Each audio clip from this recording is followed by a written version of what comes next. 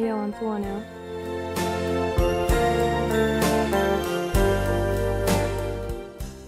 Vi har känt varandra sedan vi var 4 år gamla.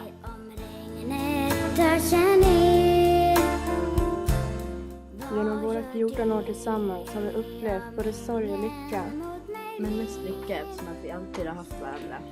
Vad gör det om hela världen snurrar runt åt galet håll? Vad gör det? Här fick jag följa med Maja och hennes familj till Gran Canaria över nyår 2011. Bakom alla visor gick i mål. Vad gör det om blott de orden som du sa mig spelade roll?